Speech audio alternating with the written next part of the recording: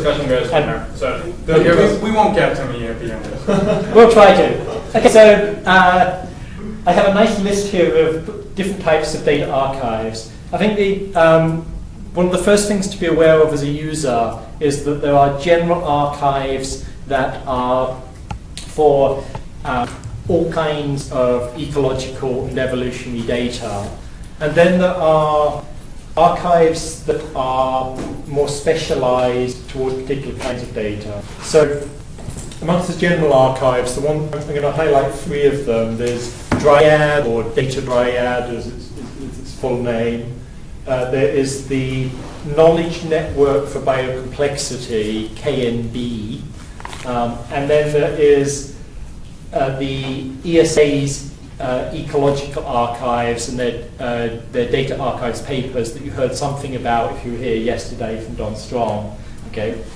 There's a whole series of more specialized archives. So some examples of those would be things like GenBank for DNA sequences is probably one of the outstanding success stories in ecology and evolution as something that's been very widely adopted and it has become standardized.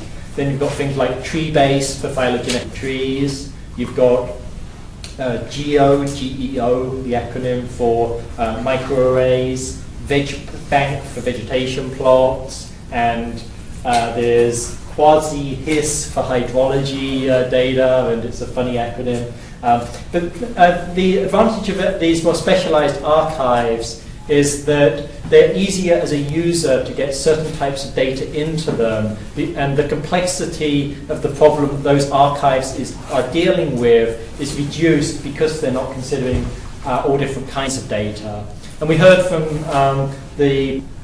about Merit project at CDL yesterday as a project that is even broader beyond the bounds of just ecology and evolution and could take literally almost any kind of digitized data. And beyond the archives themselves, you've got groups like Data One, which is a group that is concerned with the interconnectivity of different archives and creating standards that make it that data archives can talk to one another and share information about their contents.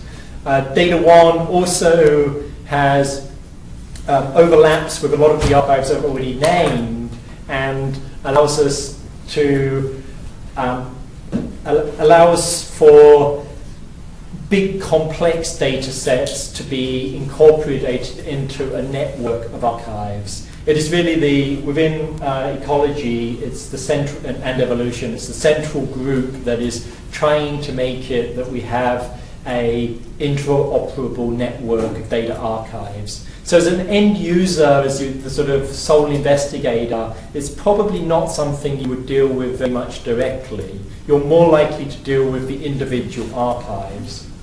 So returning briefly to, so Data Dryad is one style of archive. It's run through NESCENT, the National Evolutionary Synthesis Center, and the University of North Carolina. It has an NSF grant to set it up. It's now in year 3 of a 5-year grant. And I'll reveal my own bias. I'm on the executive board of it because of my role in journal publishing.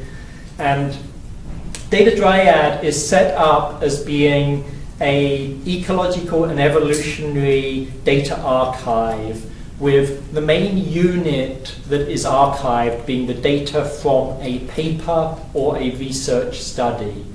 And having this connection to published studies means that in some sense the quality of the data and the value of the data has already been assessed by the publication process. It also means that a good deal of metadata that describes the content of that data set consists in the form of the published paper itself.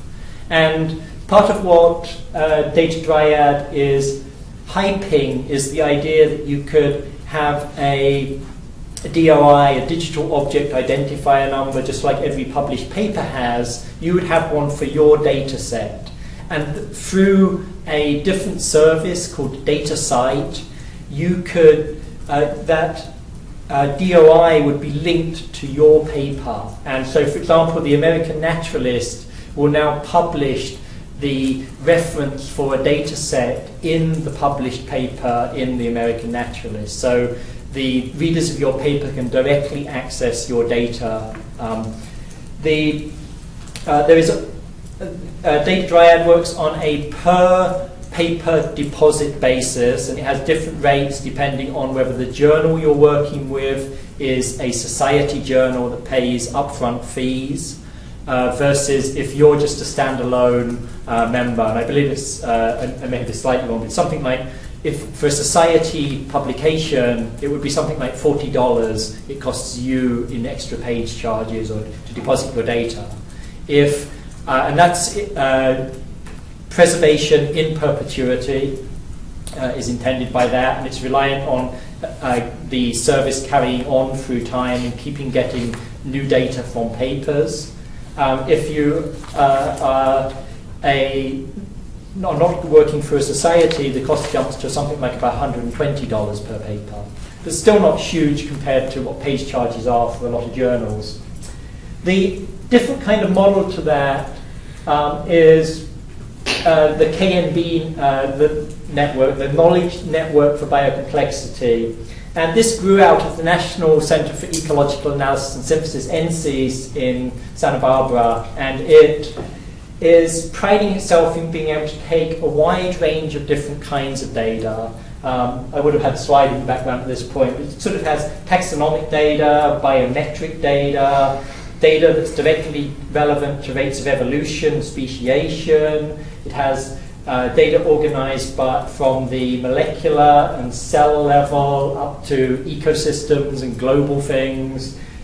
It also classifies things into different categories of ecological data, different habitat types, and so on.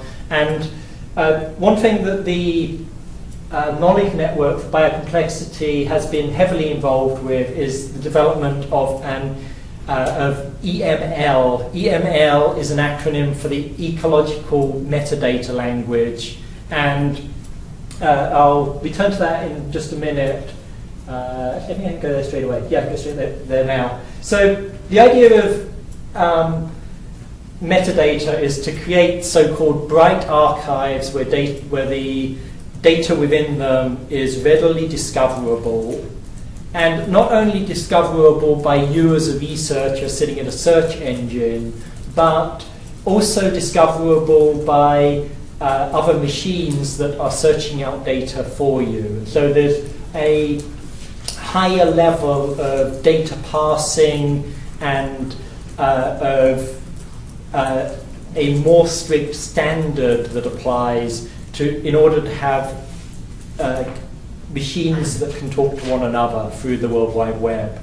And the most metadata that we're talking about now is using the XML language, the extensible markup language. It's used widely in World Wide Web applications. So this has been standardized by World Wide Web applications already and can be built on through metadata services.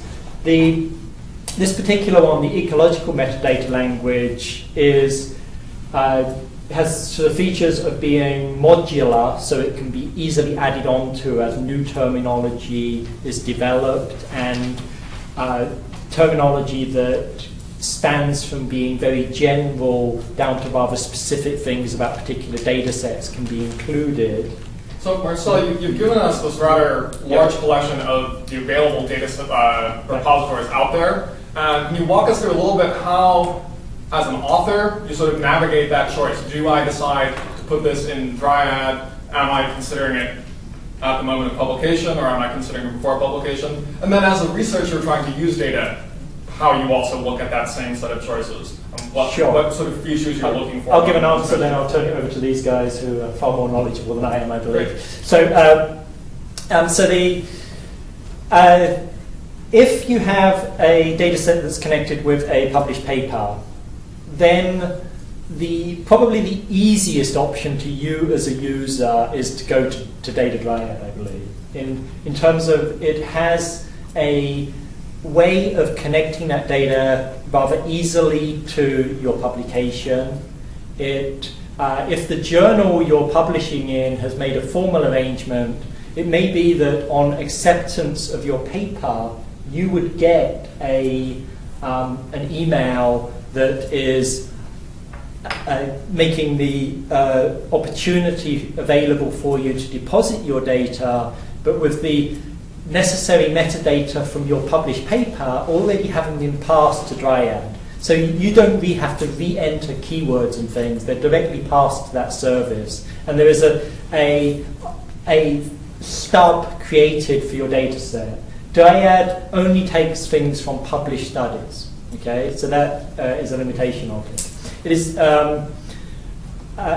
if you have data that's not published, that will probably steer you towards the knowledge network for the KNB, the knowledge network for biodiversity.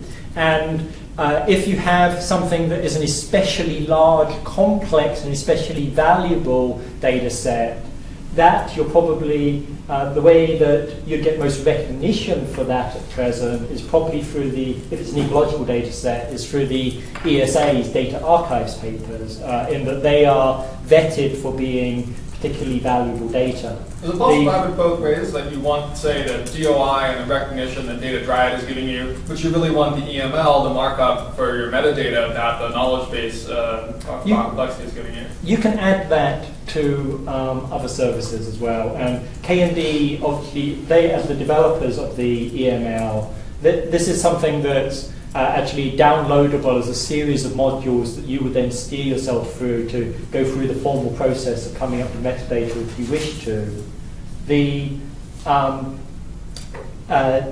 But you could then use that metadata with whatever archive you're using. So it's a somewhat general thing. If you're dealing with complex data sets that have many, many parts, it may be that somebody like KNB or Merit is actually much better able to meet your needs. And I'll hand over to you guys.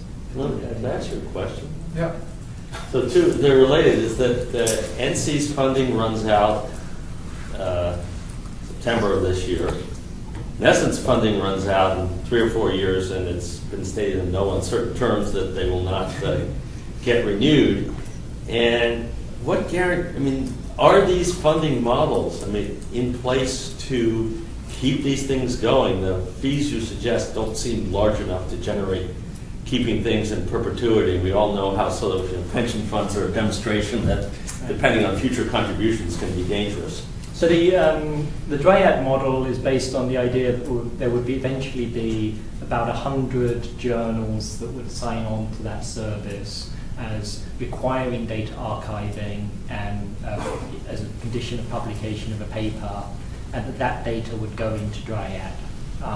That creates enough revenue, they reckon, economists reckon, to create a workable system. We heard yesterday from the CDL folks about Merit as a flexible data archiving system where there is a fee per terabyte of, I think, $1,000-something, whatever it was, and it seems that systems like that are dependent on continued income in the same way in order to carry on existing in 100 years or whatever. And so, short of getting either some direct government funding that's guaranteed, or to have funding that is from a donor and can form an endowment, it's hard to see how we could go. Yeah, I don't know when to say some of the things I was going to talk about, but so I think GenBank and sequence data is a very useful thing to ponder and think about in this context. So, GenBank is a sequence database that is run by the National Center for Biotechnology Information that gets money from the NIH to do this. And then there are other, there's the European database and there's a Japanese database, and they try and sync with each other with the data that they've been archiving, and it's a federally funded system to share open sequence data, and I can talk about some of the issues associated with that data in a few minutes. But one thing to think about, or to worry about, is one sub-branch of the National Center for Biotechnology Information recently has been an archive called the SRA, the Short Read or Sequence Read Archive, which was a place for people to deposit data from these new sequencing systems that generate massive amounts of data that are very short DNA pieces for not a ton of money. And for this sort of evolved from something called the Trace Archive, which was a place where people put individual reads with the old sequencing technology associated with the genome, the Human Genome Project in particular. The Sequence Read Archive has not been working very well over the last few years.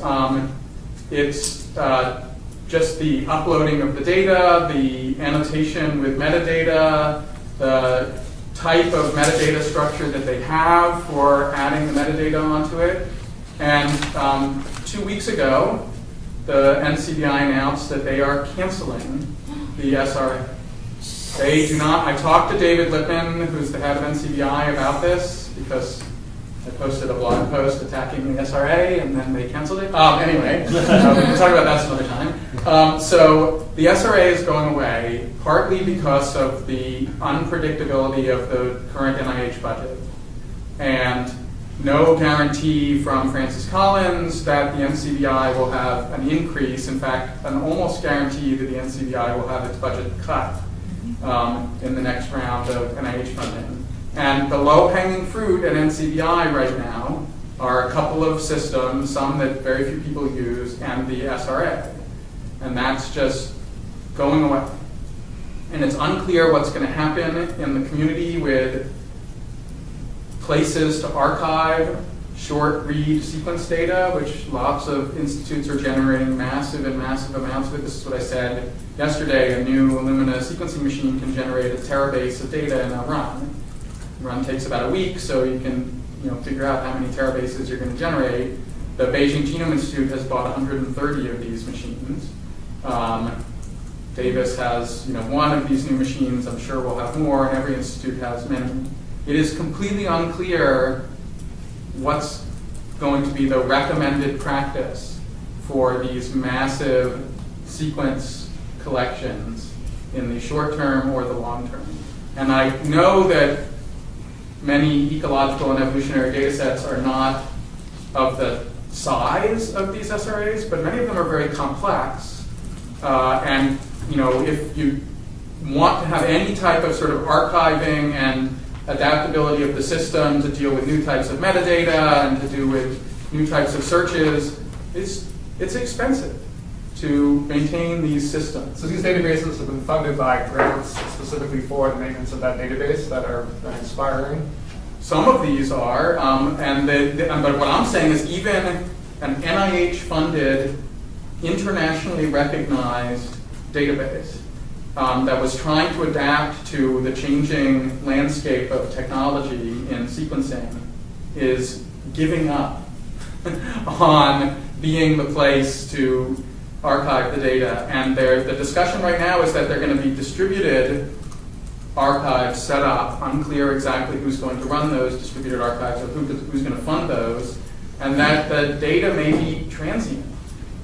So Marcel, and maybe John will speak to you, Marcel was mentioning an author-funded version of the database rather than, right now, Dryad, if I understand, is funded by NSF grants, but is looking to be funded per publication. It's already getting some income from publications.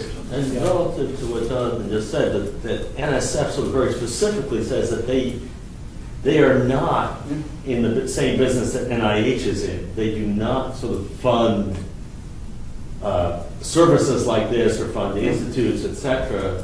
They sort of fund institutes, but they're not really not in some sense ever thinking of anything other than starting something and expecting that they are an innovation agency rather than a sort of a maintenance agency. So for ecological data, it's a much more even worrisome. And I think it is very. I think we really have to think of this landscape of where things are going to be in 3 years or 5 years, or how to set up the system such that the data sets are easily transferable to other places, or that they're distributed. I mean, I don't know the solution. I'm not an IT person, and I'm not. But I think that this, given that even an institute like NCBI with a $50 million budget is hurting in terms of keeping up with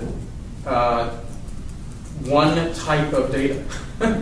I think we need to really think about the longevity of these systems. And this goes back to what I mentioned just in passing yesterday, which is I think we need to keep the overall goal here in mind, which is the progress of science and the reproducibility, et cetera, and that in some cases, I mean, I want all data to be archived and accessible openly at the time of publication, et cetera, but we have to be very careful with how we mandate or recommend how to do this so that we're not compromising something else by something being too expensive.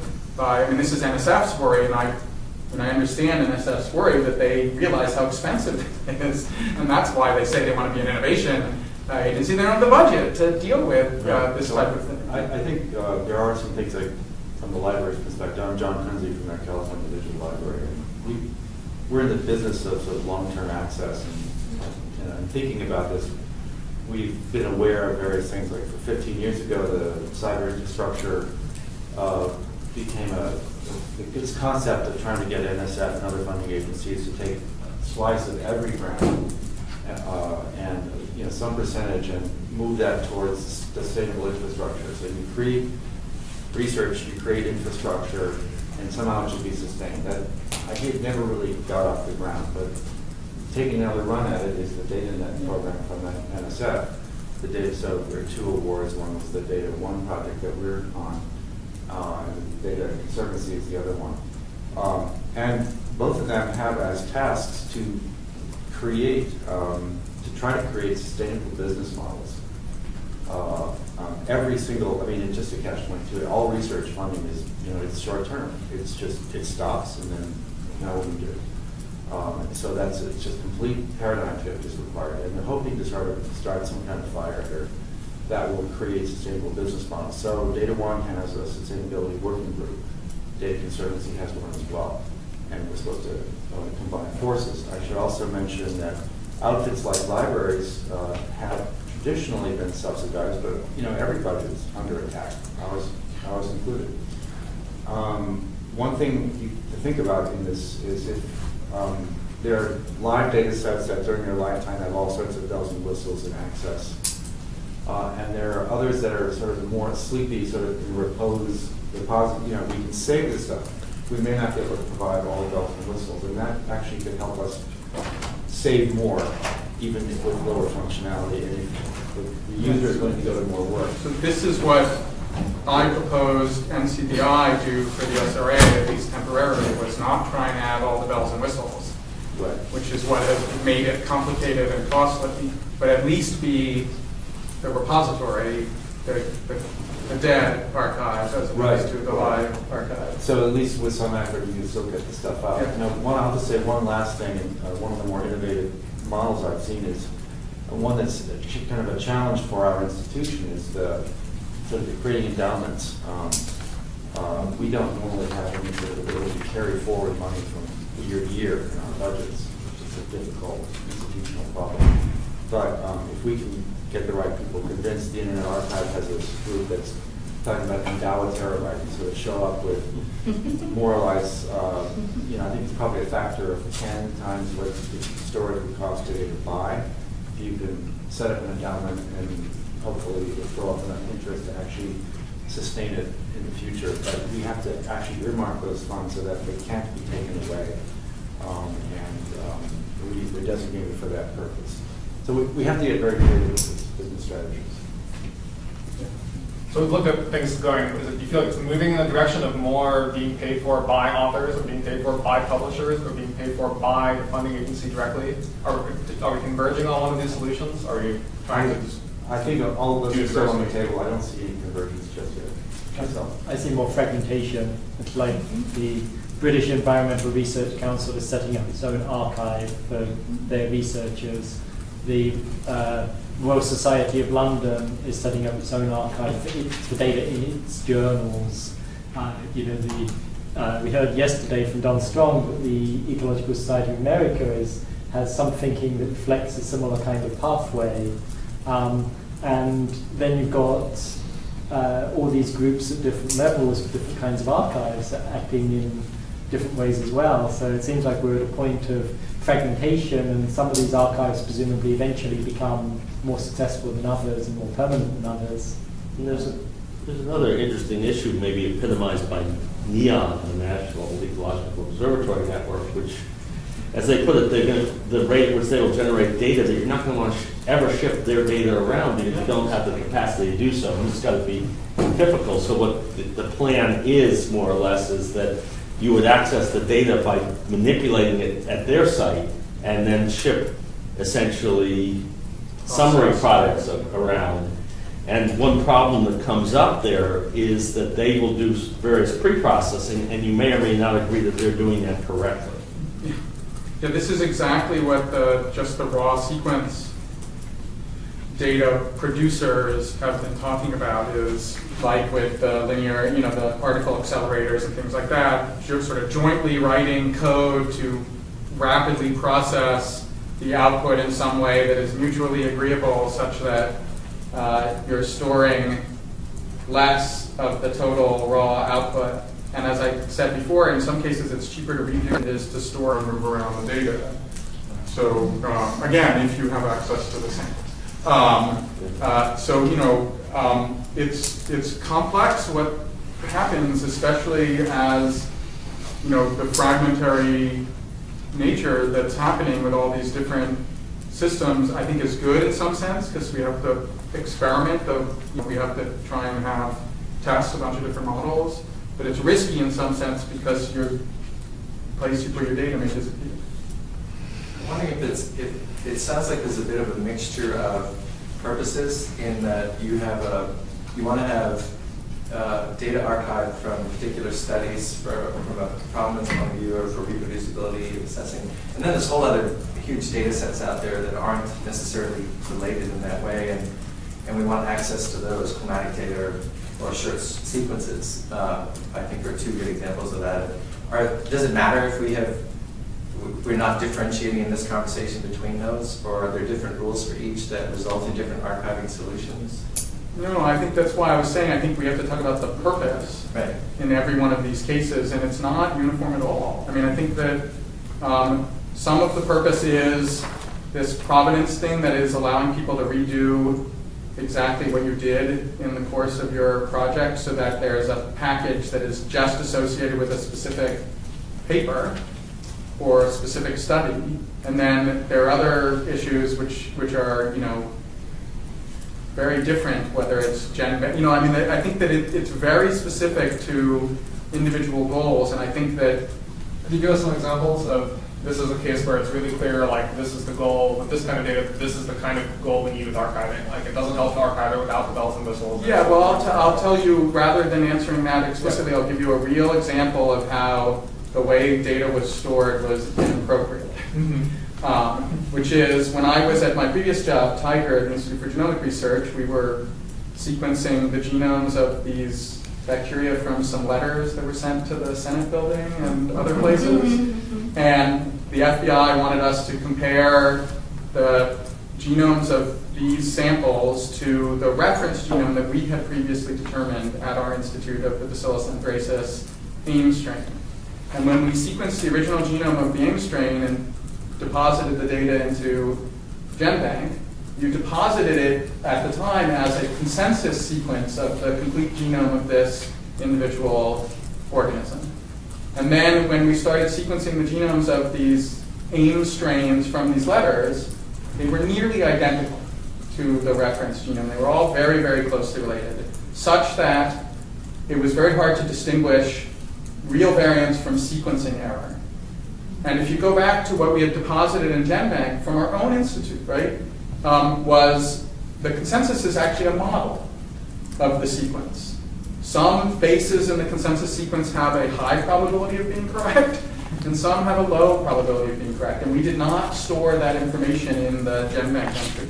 And this is partly what led to the creation of a sub-archive at GenBank, which was the Genome Assembly archive, so that you map to the individual sequence reads to the consensus sequence so that someone could go back and get the actual raw data to say, this individual base that I think is different in the letters in Florida is a high quality difference because we have a good data in the reference consensus, and this individual base is not. So they had to create a whole new way of storing the data that included the raw data because of this issue of nobody was storing sort of the probabilistic model. I mean, so you could have, right now what the solution is, because the sequencing is so cheap, they're not going to store the raw data, but they will store now the model, the statistical significance of some of the consensus data relative to genomics. So I think in that case, this very particular scientific question, which lots of people are asking now, resequencing human samples, resequencing genomes, everybody's doing this now. But that was the first case where people realized storing an average in the database was not the ideal.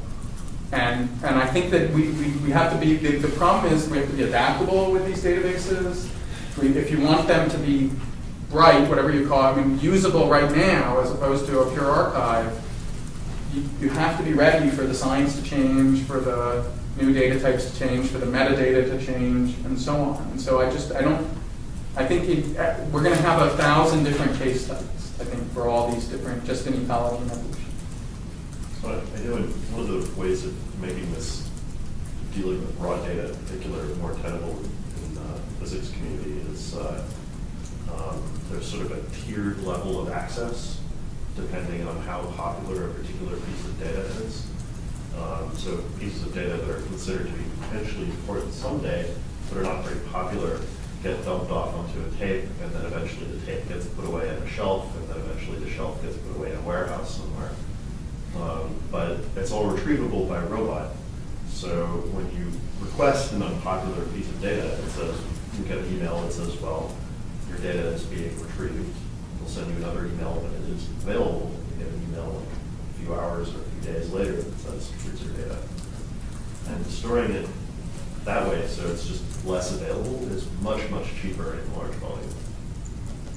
Yeah, I'm not an IT person, so I think that to me, the reason the short read archive is having problems right now is the complexity that they created in the metadata portion of the SRA and in the transferring of information and uploading the data and so people generating a terabase of data with one of these sequencing machines, the journals were requiring you to say you submitted your data to the short read archive, and the short read archive was taking sometimes 4 months to get you a record that you could, it was just completely uncoordinated in terms of the culture of doing the science, what the journals were requiring, and how the SRA responded by they tried to enforce real harsh metadata standards and quality standards with the uploads, which made things take a really long time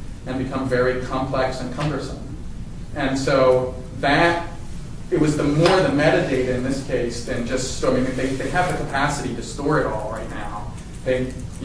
We don't have the bandwidth to transfer it over there necessarily, but they have the capacity, if you could do it, to store it. It was more the negotiation with them for a DOI equivalent, their GenBank ID, and the metadata standards that made it sort of crash because the community was getting pissed off. People were writing papers and where the journalist was telling them you can't submit your paper until you have a record, and we're like, I've been waiting 4 months for a record. So it was getting very messy. Impressed. Yeah. Yeah, but I think it's a good point, though. I think in most fields, the amount of data is not so much a problem anyway. The physical storage costs something, but I think you can deal with it in most cases. It's a bit of a problem now. And there are some other fields where it really remote sensing, but then NASA takes care of that.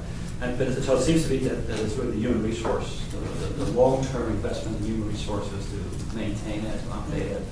And the other thing you mentioned is don't make it too complicated. So the idea, at least that's what I think I've seen over the past decade when people work on this. Things like EML are great, but there's very little uptake because people don't invest the time to know data in necessarily, and people don't necessarily learn how to actually deal with it very well. I mean, it might be in the future, machines will do it for you. But I think those rules, to keep it simple, is number one. And somehow, if I look at the more success stories, I mean, Genbank, the GBIT was another one. The more you can organize it by small communities, if you really want to bring things together. I mean, Dry is one model where you say, okay, put everything in, but if you want to organize things, like say weather data, well, there are national meteorological institutes everywhere. They can do it nationally, they can get internationally with WMO, and the opportunities are there, but somehow, I guess all these individual groups sort of need to get their act together, need to get stimulated to start doing that. Like the physics community, I think, has done it for much longer. Yeah, It's much more cooperative. Also, like building a particle accelerator, you don't build very many of them, but almost anybody, like individual labs can buy sequencing machines now. So, can you motivate this metadata discussion? And we've seen sort of the trouble it can get into with these repositories, where the metadata sort of locks you into a system that doesn't move with the science. Can you just motivate why this emphasis on metadata in the first place, and how groups are present? Yeah, I mean, this was the one thing I was going to talk about, is this example that's come up in the genomics community, which it has been, we're producing nearly complete or complete genome sequences of a massive number of organisms right now. For microorganisms, the current count is something like 5,000. One run of this new Illumina machine will generate another 1,000 each time you run it, if you can barcode and do all. I mean, so we're going to have massive collections of complete genome sequence information for organisms. And in the way the data has been put into GenBank, first of all, it's very hard to get some of the metadata about either the way the data was generated or the organism that was characterized out of the GenBank records. And it's not very usable information. So for example, if you wanted to compare all the genomes that are out there right now, I work on mostly bacteria, for bacteria, and try and find out if there were features in common with the human pathogens. There is no structure out there that tells you which of those organisms are human pathogens and which are not. And so a few years ago, there was a group formed called the Standards in Genome Sciences. That's main task was to work on metadata standards for associated with genome sequence reports, genome sequence entries in GenBank. And they've collected together 100 or so people from the different genome centers and microbiologists, et cetera. They've had meetings every 4 or 5 months for the last 3 or 4 years, or maybe even more. They've written a bunch of reports, and they finally came out with their first round recommended metadata table that people could enter information into. They didn't make it easy to do, and nobody did it.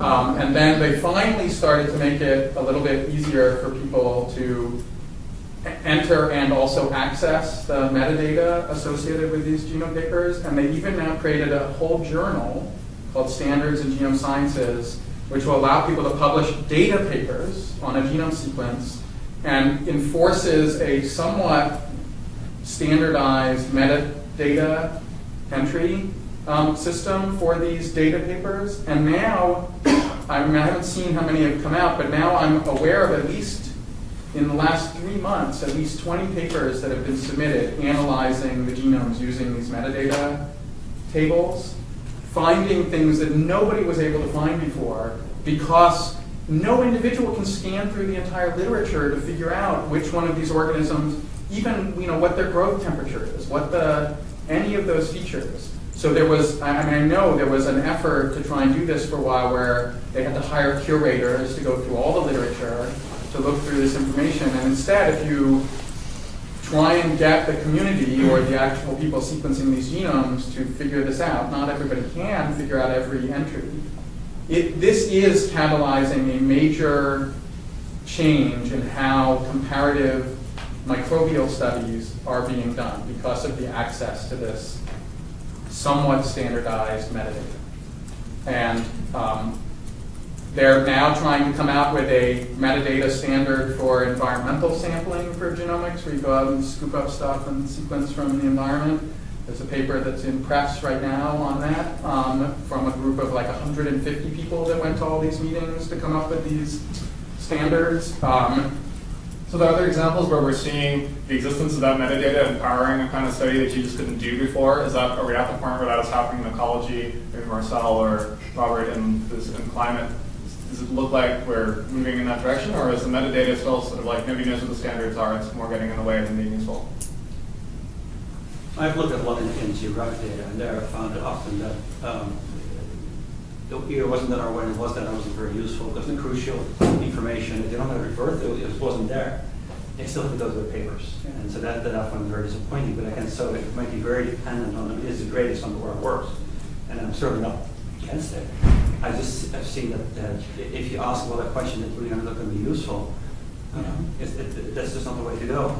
And it could be damaging if it then stops people from sharing data. As Brother said, let's get going first, and then realize maybe that we did something and start doing that then. So it's maybe a matter of how the community going. But I haven't myself had a great example like that. So. It's the only one I have. So metadata are really difficult.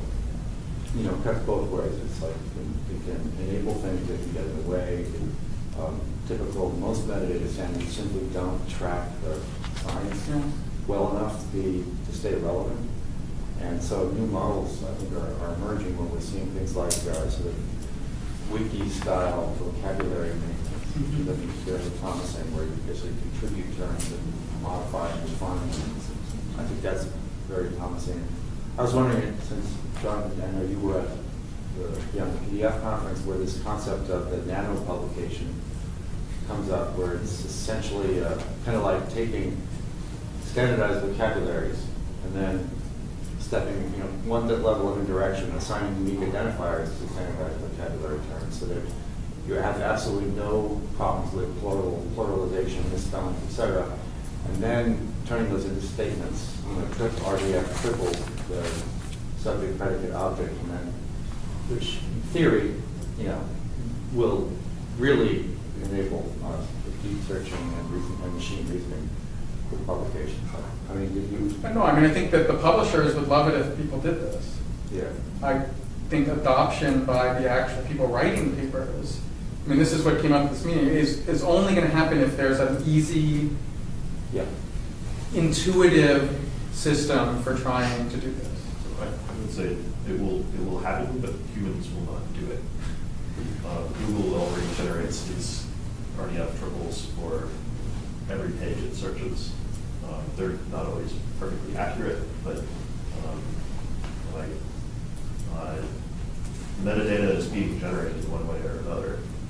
It's just a question of validating it, collecting it.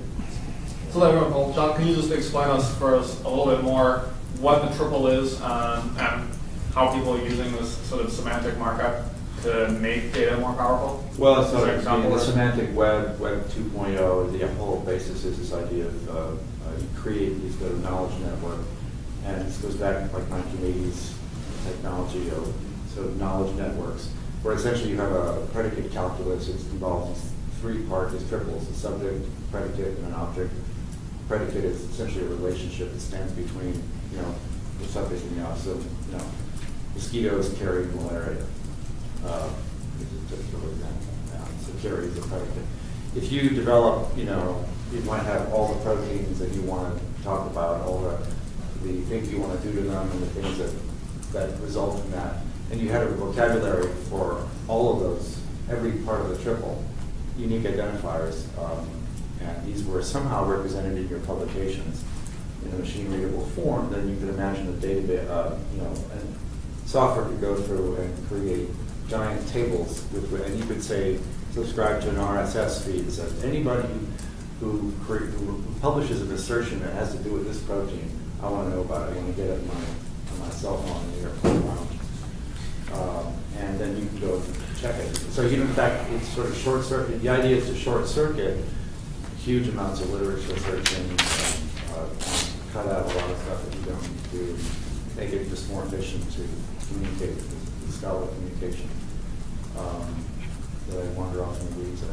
No, but that's standardized language and getting people to somehow adopt it or use it, or that's... Oh, there's no shallow water. Yeah. It's all deep water.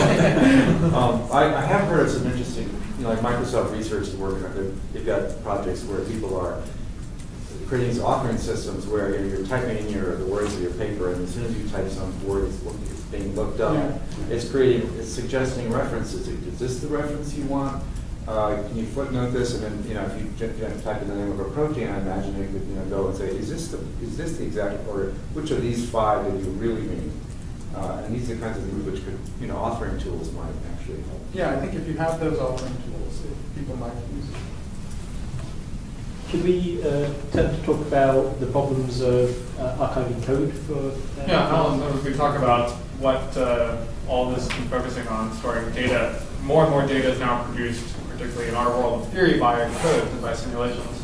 What role does that play as like NSF and journals start requiring that data is archived? Well, it's an extremely valuable thing to do. With amusingly, ancient history, I remember back in the early days when you could get an email each week which had to all the new web pages that went up that week. Yes, and one of the exciting ones early on was when NetLive went up on the web. And NetLive is a library of scientific code, primarily written in that wonderful language called Fortran. How many people here actually can code, so would use Fortran? Oh, physicists? Okay. That makes sense. I've translated it to see your Fortran. and so one of the reasons to bring that up is that, say, if somebody's solving an ordinary differential equation to this day, in some sense, if you're actually some variant of LODE, you'd want to at least check that you get the same answer with certain aspects, and you would want to use that if you wanted to do various solving of partial differential equations, various optimization approaches, etc. And now some of the similar sort of ideas have been taken up by things like R and others, but so this gives an air of, number one, confidence that what's coming out actually bears some relationship to what you think it should be, and as well lets you do various amount of repeatability. But one thing that's going on is that we're getting to the stage where lots more is being done with various simulations approaches. Agent-based models are sort of all the rage. And one would be very suspicious that a very high percentage of these, unless they're done on a standard platform, and even the ones done on a standard platform, one would be very suspicious that the output does not really reflect what the author thinks it does. I mean, this is a fairly cynical view, but I suspect has a great deal of accuracy. And so if you do not, in the end, require the publication of the code so that people can at the very least duplicate, and maybe not even the code, but actually at least specify the algorithms in a very, very careful fashion that are used, you run into this problem of having no confidence in the results that are produced.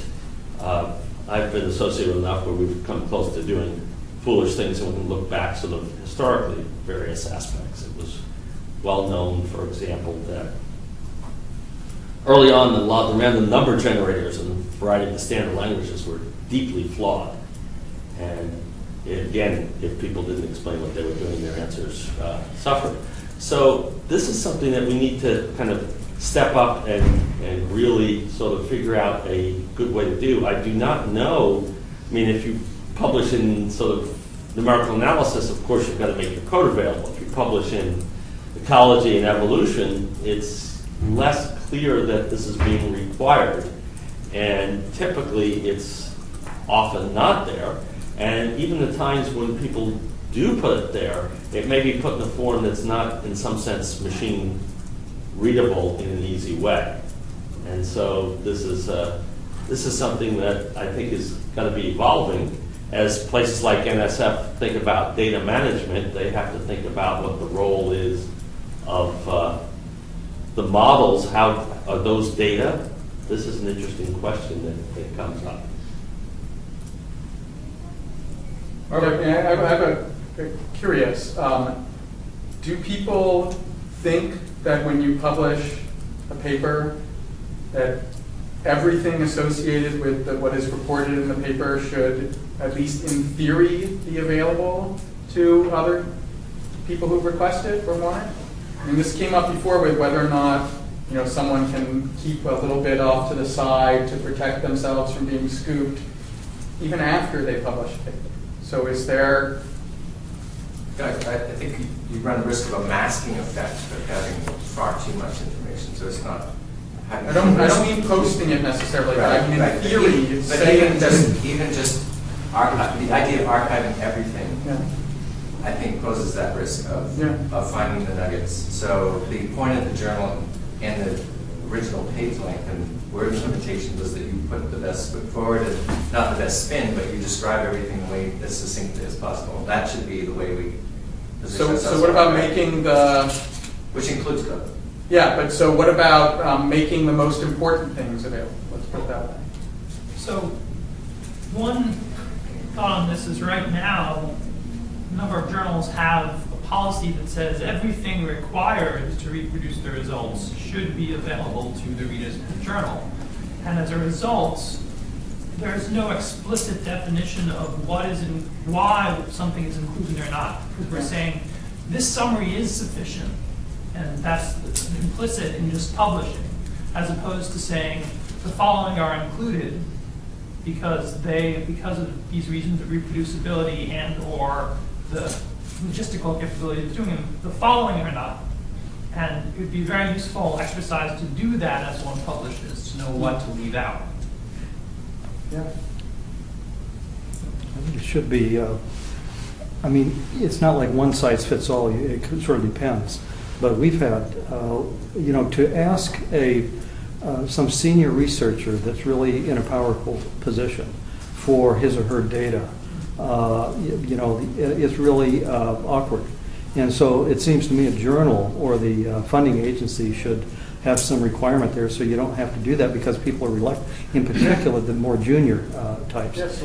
Yeah, and there's others that over their dead body are they going to release the data? I mean, honestly, some of these ecological data, there's a guy that does turtles down in Tennessee. Probably for 30 years he's got up, mornings with hip boots and, the whole bit.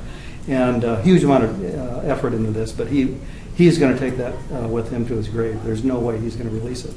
And it's a shame, There are lots of journals that require this. We did a study, and some of the research we came across is that people who have tracked, of journals that explicitly require data deposit, how many of them are follow up and police that situation, how many of them police it even after they're informed that the data was not deposited, and there's very little compliance and very little penalty for not depositing data, even in spite of the policies. So evidently we need something stronger. And so I want to speak to incentives for providing either the data sharing or the code sharing. One of the things you've talked about is having these object identifiers for data as a way to track and using the data. To say maybe a little bit more about that, and does this translate into people sharing their code? Or why do we get into this problem where people say, no, I'm taking my data to the grave? I mean, there are incentives and there are disincentives too, right? I mean, obviously, you don't want to get scooped, and should it be up to the discretion of the author or the people who think it shouldn't be? But I mean, I think that's probably why there has been little enforcement of it. But I'll just say a little bit about we did this study with some Moore Foundation money, looking into the archiving of the focusing initially on the techniques and the algorithms and the processing information, independent of the data. How do you actually, should that be saved as supplemental, in some sort of supplemental form? And we decided should be considered with the data as a solution. But going through that, I mean, one of the big incentives would be getting credit. You know, there's currently no credit for academic advancement for people to simply produce data. I guess that's pretty well known. So part of that is in trying to make that cultural change. One thing it seems like people are creeping towards is, well, if we can make it kind of look like a publication, like it gets a citation like a publication, it's a DOI like a publication, it looks and acts and smells like a publication, maybe it can be counted. So I mean, maybe that's a way to start nudging it, but ultimately that's a cultural shift that we can only encourage. Right? But too, I mean, NSF and NIH has special funds for secondary analysis of data. I don't see that so much in NSF. Maybe they have it, but it's the idea to collect new data rather than try to dig more out of the existing data, which you might have invested a huge amount of money in collecting. So that would be the incentive right there if the funding agencies have those funds available. Every time we've made data available to modelers, for example, they always come in with new perspectives, and so everybody really benefits from that. Yeah, I mean, I think again, GenBank is this special case, perhaps, but there's been evolution in the field, especially with these large-scale sequencing projects where, first of all, people were releasing the data before they published on it, sometimes with restrictions, sometimes without restrictions. We can talk about whether or not that's a good idea. I think it actually is in many cases, in part because you find out things that you may not have found out without doing that. But, citations for the data sets have had a complex history in genome sequencing. And so when you used to publish a genome paper associated with a large genome project, those papers get more citations than almost anything else about those particular organisms. Almost entirely because people are using the data. And they cite the paper when they use the data associated with that paper. They may completely disagree with any inference made in the paper. Many of those papers are awful, so that's probably a good idea. But the relative cultures in different fields for citing those has been unequal. And so there is this now effort for these data marker papers, is what basically people are calling them, and that's where these metadata papers that I was talking about are. People are writing very brief reports associated with large sequencing projects that are no conclusions really in them. They're just data descriptor papers.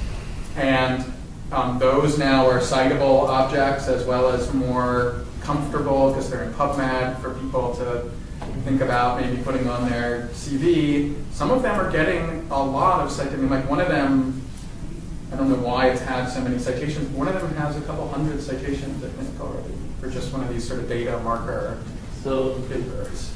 Hearing this, and it'd be interesting to hear you and maybe Robert address this, that the kind of data you're referring to is much more uniform than the sort of data that ecologists or population biologists generate. As a matter of fact, sort of looking at what NEON is trying to do, which is to try and sort of generate data sort of closer to the spirit of what you've suggested. My sense is that they're actually missing lots of the interesting potential parts of ecological observation. And so one needs to think about a somewhat different model. I mean, it's a very sort of odd thing, because you don't want to just compare sequences. You might want to know something about the sort of size distribution of one organism at the same time you're looking at the population dynamics of another that's interacting with it, which at the same time is interfacing with physical environmental variables. And doing this strikes me as a much, much more difficult enterprise. Yeah, and I think we've been spoiled by the success of GenBank because it's simple. Yeah. I mean, I think that, we shouldn't use it, and yet it's still having a hard time. So maybe this is a good segue to ask John Quincy to talk about tools that would make, from UC3 that would make some of this easier, which is your same topic. We don't have slides, unfortunately. Are you okay with talking about? Yeah, so we're not going to do slides at all. So we can't get them working with no hardware in here that functions, it seems. All right, well, I have slides. Yeah, you can just click through that. At least I think it's a cool reminder to. Well, we can see them up here, but we can't see them down there.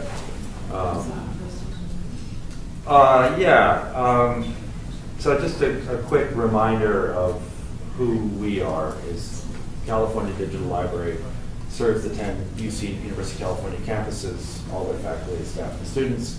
We work collaboratively with the libraries, archives, and museums. We've been doing what we do for a very long time, so it gives us some sort of experience in sustainability and long-term sort of access to information. The University of California Curation Center is one of the 5 programs in CDL, and that's what I belong to. So Patricia and Stephen saw that yesterday.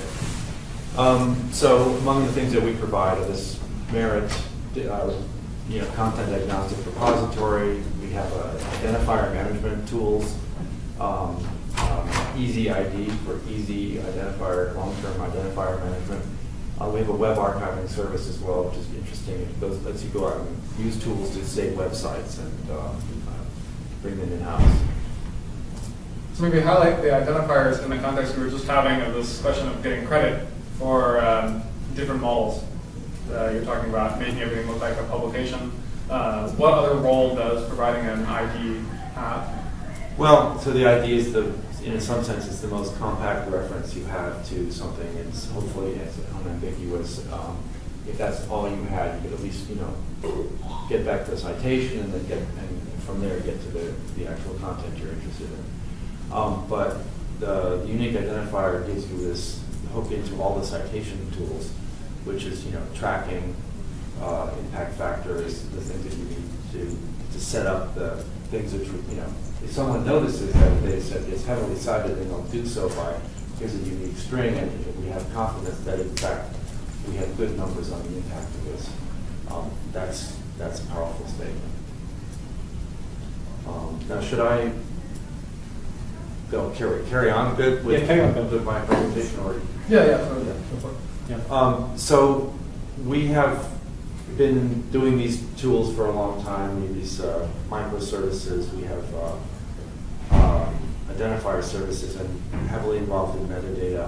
I wrote the Internet RFC for the Dublin core and chaired the NISO standard, group that made it a national standard.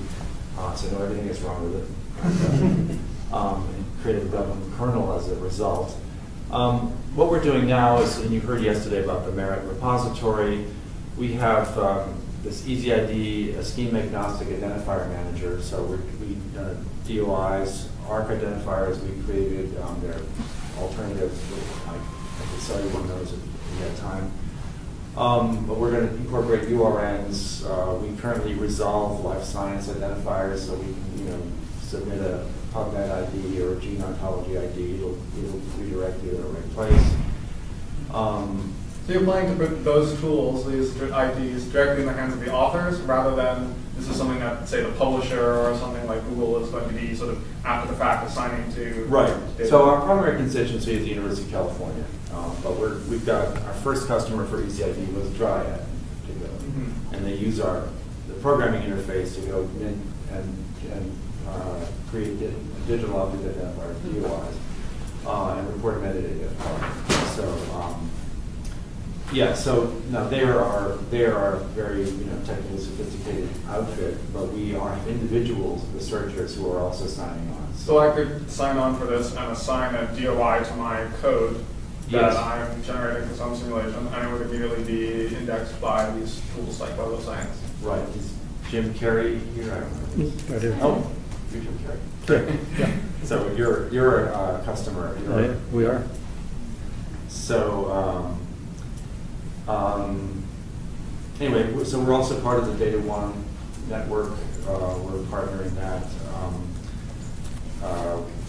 There's the DataCite Consortium. We're a founding member of the DataCite Consortium, whose purpose is to try to establish this practice of citing data and having it held in regional repositories.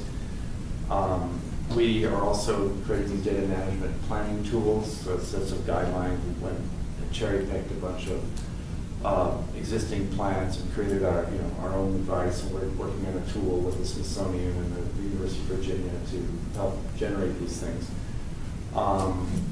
We're sort of nibbling away at all sorts of this very complicated problem on different fronts, hoping to like overwhelm it or just make it smaller.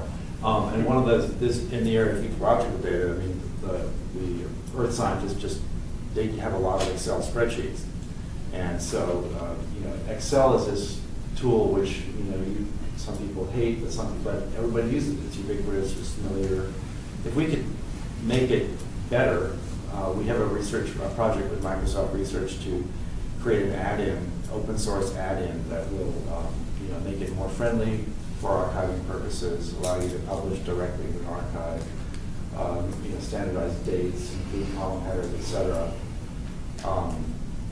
And then we're working on this sort of data paper publishing model pilot for that.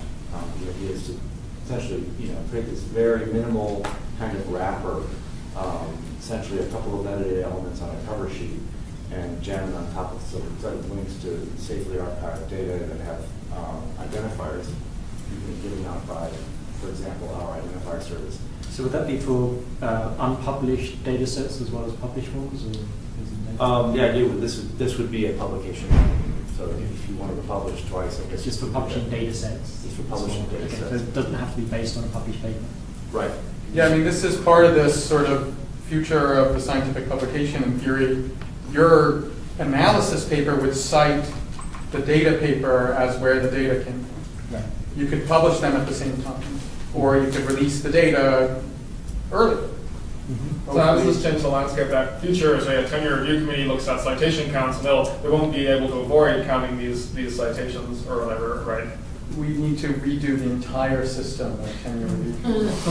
We hope to actually do more than count. Yeah, exactly. But if you're giving them all identifiers, I mean, you could make their job more confusing to say, gosh, which one of these are citing data and which are, well, why don't we just run along? And there's a problem there at the moment in that it isn't clear that the groups like ISI, Web of Science, will track data citations. So we're working with them. So the data cite is working with Web of Science to try to get the data that's cited through the consortium to be visible and counted there. Good. So the goal to sort of use the process so that people can't just count and they have to go and read the publications? Or we'll just expand a little bit more on sort of the picture. The idea is to try to create this sort of greater visibility and hope that good things will be allowed to happen. I mean, by other people. You have to change the culture simultaneously, but if there's no information, like this is why now the PLOS journals, for example, and other journals are trying to release information on impact of individual papers openly, as opposed to having to go to ISI or wherever, and you can get information about that. Now, it doesn't mean it's going to change the culture, but if you have a paper that was downloaded 265 million times, and and you're competing with someone who has no papers that have ever been read, you might be able to leverage. I mean, it doesn't change the practice, but information about these things, about tracking data sets, is useful. And this was one of the problems, again, with GenBank, is that there were GenBank IDs, but nobody cited GenBank IDs in their papers. But 25 years ago or something, people figured out who they should give tenure to without all this stuff. Oh, no, right. So, in some sense, maybe we just need to go back to not using counts of metrics and yes, absolutely. But what I like about that remark is that in the previous discussion, I thought we should exaggerate that too much. You don't need recognition, explicit recognition from every single step you make. I mean, almost in various exceptions, but almost always, if you create data, it's linked to a paper or some papers, you get the recognition anyway. If it's generally usable data, they can make it sound a lot, so you don't need additional incentive really. There's very few cases where I have one case where I really create data that I don't have a research purpose for, but I know is very useful, where I would like a data paper, but okay, that'd be one out of hundreds of papers I write for, out of many, so it's not going to be a make or break case, and I would think that's going to be very rare. It's it's nice, it's important that you can do this, but it's not. There's more important To things. me, it's more for tracking the information Yeah, than that's for all, yeah. using it. I mean, like, it's for tracking who's using the data and how they're using it so that you can then look at other publications associated with it and making it more openly and freely available as opposed to, This discovery's version, Yeah, I think it's yeah. building the scripts, like it's that version from that repository that it creates all kinds of opportunities.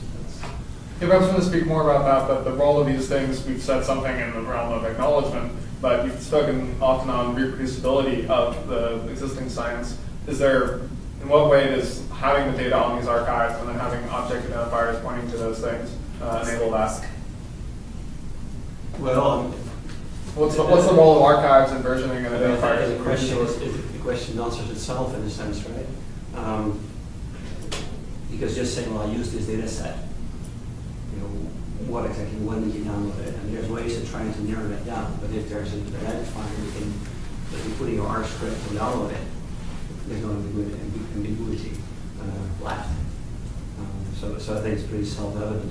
And to get there, is that a cultural change that has to happen, or is that simply a lack of technology that we don't have? No, I think so. That's the other thing. Yeah, I want to follow up on, like, I think largely in practical. I mean, the turtle example is nice because that I think is a difficult case. Somebody doing year by year resources incremental, and after 16 years, you might apologize everything because you will do 10 more years, you'll be scrutiny on data. That's kind of a real extreme case. But by and large, it's just that people are afraid. Where they really don't need to, and it's just that's where I said yesterday the journal editors are so important. It just has to data have to be forced to do it in publishing good journals, and the culture that just to make the culture change happening is realizing this is just how you do public science. Yeah. By and large, you know, and I had two cases last year where I reviewed modeling papers, not data papers, but about modeling, and neither made their models available as source. In both cases, I rejected for that reason. In both cases, got accepted by the editor. So we need to work on some editors as well. But I just, you know, because the mathematical notation in the paper was elegant. But how do you know how it's really implemented? And half the code is for never in those notations anyway. There's all kinds of little additional things. So I just think that's not science. So we're running out of time here, so perhaps we should let John finish up his comments in the last few minutes, if we can. Yeah, so I'll just, let's see, what do I want to stress here? So just going back to this identifier service, EDID, it's at a location where there's a user interface. Anyone can go to it and you can actually play with it. There's a help tab. You can, without an account, you can go and generate identifiers and play with them. I add metadata to your heart's content. They behave just like long-term identifiers, except that they're short-term. They will disappear. And so you can resolve them, etc. So Dryad was our first customer. And they've been using it very heavily and successfully. They do all of their work to be the programming interface, which allows them to do bulk operations and sorts of stuff. So, identifiers can be used for anything. We're always very, domain agnostic, content agnostic. We are actually using identifiers, this system, for identifying, users. So living beings, abstract, vocabulary terms, digital objects, physical objects. And we're also scheme agnostic, so we support ARC identifiers and DOI identifiers, and we'll be doing others soon. There's just boring interface stuff which you can't see, but we can make the presentation available later on. I have a good question. So I think you can lay out, because we've walked through this some, you get the impression, I was at this workshop yesterday too, that it's sort of like archiving, that's what we're talking about here. But in fact, you have data entry, you have archiving, you have curation, you have storage, retrieval, and sharing and so forth. So that the way we've built this in for this NIH proposal we put in, that is that we have sharing. You upload your data at an early stage. This isn't sort of like, okay, we're done with the project or the program and now let's go archive it. Yeah. It's a much more active and dynamic concept, and I don't think that's come across in this workshop yet. Maybe you could speak to that just a bit. Well, you put it pretty well, actually. I think one of the things we tried to do was to decouple identifier assignment from the repository, because we recognize that a lot of people, they'll work with some data for a long time, and just at the point where they decide, this is great data, it's valuable, I'm going to archive it, that's when it tends to get a new name, just at that moment, which is this really stupid practice. So we need to give it a good persistent preservation-worthy identifier. We'd like to give you that name as early as possible. So you can come to us and get names for things, and we may never see them. But you have a name. But I mean, you can still share it. You can have restricted access and so on and so forth. So you could also deposit early versions and get a name and then share it, which is also very useful. So I get the impression early version means when you start collecting the data and you sort of finished an experiment, that you can put it in your folders there and still restrict access. But this is where it won't get lost, because all of us have lost a lot of data. And getting people to think about this rather than right at the end. That's right. Is really important. A dynamic process as opposed to, as you're saying, a static. Yeah, everything we've learned in archiving business is that archiving is thought of way too late. Yeah. All our interventions are expensive and unsatisfactory. And if we can push as much as we can upstream towards the producer as early as possible, that's where we're. But your service, I mean, you get your data on there very early. Yeah. And so the archiving is sort of the last Yeah. step of a longer process. Yeah. So the service is essentially an access kind of processing service. And it's one of the major limitations of a service like Data Dryad, that it's thinking of just published paper data rather than having access to data. But that's their cost model is associated with the journal. Yeah. So can I just, in relation to what you were saying about tenure, and we figured this out before, I got these two quotes, they're very short, that I thought I would read. That came from a National Academy report on data sharing. It's a really nice report. It came out a couple of years ago. Tony Tyson from Davis was involved in this. And I think these sort of capture what I think everybody should be thinking of. Whatever differences there may be between practices of and policies on data sharing, and whatever legitimate restrictions may be put on data access, practically all research could benefit from more systematic sharing along the entire course of the project. And then they had this thing, which I think came from another site actually. Openness means access on equal terms for the international research community at the lowest possible cost, preferably at no more than the marginal cost of dissemination. Open access to research data from publicly funded projects should be easy, timely, user-friendly, and preferably internet-based. So it's not about getting tenure or getting credit or, it's about the benefits that come to the scientific community from sharing and releasing and accessing data. And that's, to me, what I think a lot of this should be about. And all the other things, maybe the carrots and the sticks that we use to get it to work well, but...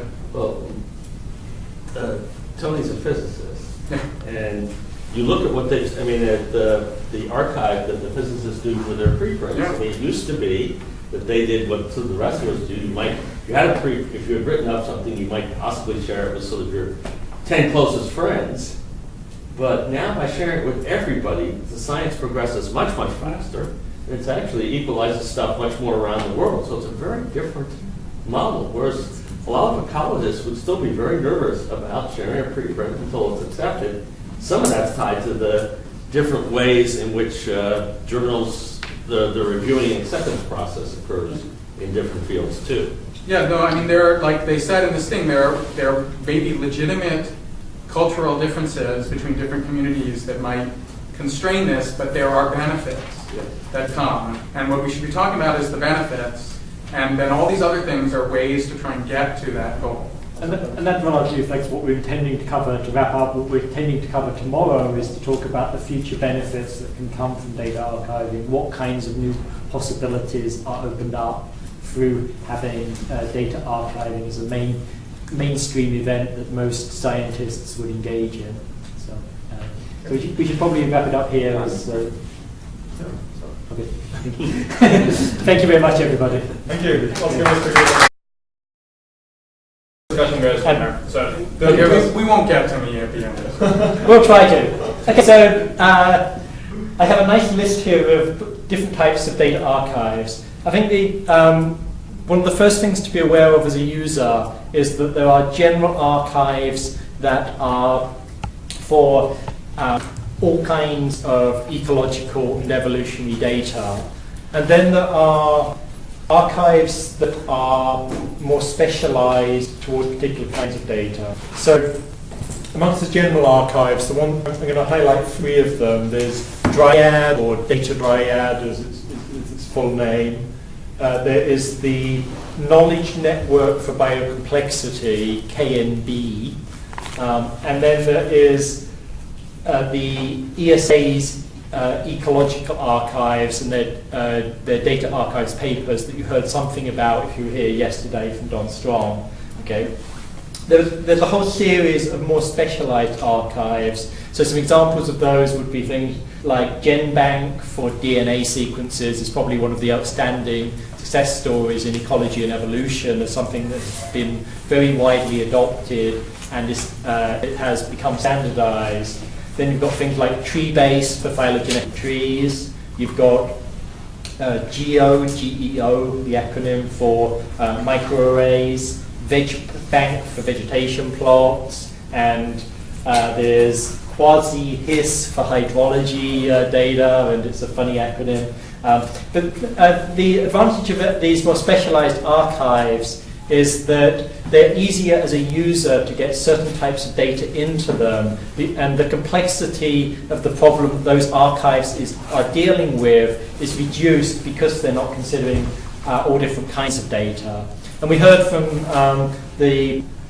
about Merit project at CDL yesterday as a project that is even broader beyond the bounds of just ecology and evolution and could take literally almost any kind of digitized data. And beyond the archives themselves, you've got groups like Data One, which is a group that is concerned with the interconnectivity of different archives and creating standards that make it that data archives can talk to one another and share information about their contents.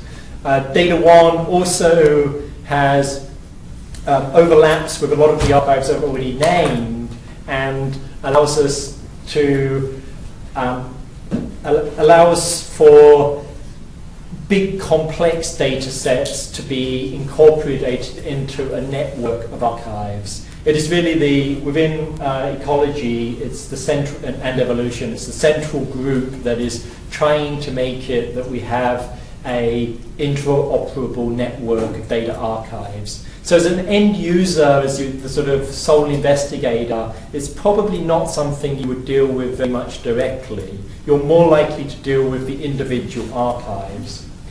So returning briefly to, so Data Dryad is one style of archive. It's run through NESCENT, the National Evolutionary Synthesis Center, and the University of North Carolina. It has an NSF grant to set it up. It's now in year 3 of a 5-year grant. And I'll reveal my own bias. I'm on the executive board of it because of my role in journal publishing. And Data Dryad is set up as being an ecological and evolutionary data archive with the main unit that is archived being the data from a paper or a research study. And having this connection to published studies means that in some sense the quality of the data and the value of the data has already been, is priding itself in being able to take a wide range of different kinds of data. I would have had a slide in the background at this point, but it sort of has taxonomic data, biometric data, data that's directly relevant to rates of evolution, speciation. It has data organized from the molecular and cell level up to ecosystems and global things. It also classifies things into different categories of ecological data, different habitat types, and so on. And one thing that the knowledge network for biocomplexity has been heavily involved with is the development of EML. EML is an acronym for the Ecological Metadata Language, and I'll return to that in just a minute. I think I can go there straight away. Yeah, go straight there now. So the idea of metadata is to create so-called bright archives where the data within them is readily discoverable, and not only discoverable by you as a researcher sitting at a search engine, but also discoverable by other machines that are searching out data for you. So there's a higher level of data parsing and of a more strict standard that applies in order to have machines that can talk to one another through the World Wide Web. And the most metadata that we're talking about now is using the XML language, the extensible markup language. It's used widely in World Wide Web applications. So this has been standardized by World Wide Web applications already and can be built on through metadata services. This particular one, the ecological metadata language, has sort of features of being modular, so it can be easily added onto as new terminology is developed, and terminology that spans from being very general down to rather specific things about particular data sets can be included. So, Marcel, you've given us this rather large collection of the available data repositories out there. Can you walk us through a little bit how, as an author, you sort of navigate that choice? Do I decide to put this in Dryad? Am I considering it at the moment of publication, or am I considering it before publication? And then as a researcher trying to use data, how you also look at that same set of choices? What sort of features you're looking for? I'll give an answer, then I'll turn it over to these guys who are far more knowledgeable than I am, I believe. Great. So, if you have a data set that's connected with a published paper, then probably the easiest option to you as a user is to go to Data Dryad, I believe. In terms of it has a way of connecting that data rather easily to your publication. If the journal you're publishing in has made a formal arrangement, it may be that on acceptance of your paper, you would get an email that is making the opportunity available for you to deposit your data, but with the necessary metadata from your published paper already having been passed to Dryad. So you don't really have to re-enter keywords and things. They're directly passed to that service. And there is a stub created for your data set. Dryad only takes things from published studies. Okay, so that is a limitation of it. It is if you have data that's not published, that will probably still be assessed by the publication process. It also means that a good deal of metadata that describes the content of that data set consists in the form of the published paper itself. And part of what Data Dryad is hyping is the idea that you could have a DOI, a digital object identifier number, just like every published paper has. You would have one for your data set. And through a different service called DataCite, you could, that DOI would be linked to your paper. And so, for example, the American Naturalist will now publish the reference for a data set in the published paper in the American Naturalist. So the readers of your paper can directly access your data. There is Data Dryad works on a per paper deposit basis, and it has different rates depending on whether the journal you're working with is a society journal that pays upfront fees, versus if you're just a standalone member, and I believe it's, I may have this slightly wrong, but something like, if for a society publication, it would be something like $40 it costs you in extra page charges or to deposit your data. And that's preservation in perpetuity is intended by that, and it's reliant on the service carrying on through time and getting new data from papers. If you are not working for a society, the cost jumps to something like about $120 per paper. But still not huge compared to what page charges are for a lot of journals. The different kind of model to that is the KNB the network, the Knowledge Network for Biocomplexity. And this grew out of the National Center for Ecological Analysis and Synthesis, NCES, in Santa Barbara, and it